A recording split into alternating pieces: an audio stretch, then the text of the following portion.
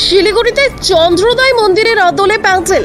শহরের বিগ বাজেটের পুজোগুলির মধ্যে অন্যতম চম্পাশাড়ির জাতীয় শক্তি সংঘ ও পাঠাগারের দুর্গাপুজো এবছর পা দিল ৪৩তম বর্ষে। এবার তাদের পুজোর মূল আকর্ষণ বৃন্দাবনে চন্দ্রোদয় মন্দিরের অনুকরণে তৈরি এক বিশাল প্যান্ডেল। বৃন্দাবনে সেই মন্দিরের কাজ এখনো শেষ না হলেও শিলিগুড়িবাসী আগে থেকেই উপভোগ করতে পারছেন মন্দিরের সৌন্দর্য। প্যান্ডেলের মতো প্রতিমাতো থিমে ছোঁয়া থাকছে। আয়োজক কমিটির দাবি, দর্শনার্থীদের ভিড় সামলাতে সব রকম প্রস্তুতি নেওয়া হয়েছে। তারা আশাবাদী আগের মতোই এবছরও তাদের পুজো দর্শনার্থীদের মন জয় করবে।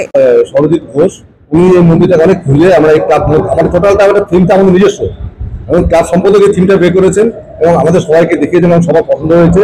যার জন্য আমরা মন্দিরটাকে যে কৃষ্ণ মন্দিরটাকে তার সঙ্গে আমাদের যে মায়ের রূপটা হবে, একটা ভিতরে মায়ের রূপ হবে, তার মানে শিশু স্বরূপ মা, কৃষ্ণ মন্দিরের মধ্যে শিশু স্বরূপ মা হবে এবং তার পিছনে ব্যাকগ্রাউন্ডে একটা থাকবেন যেন মানে অরিজিনাল দুর্গা মন্দির মূর্তি থাকবে।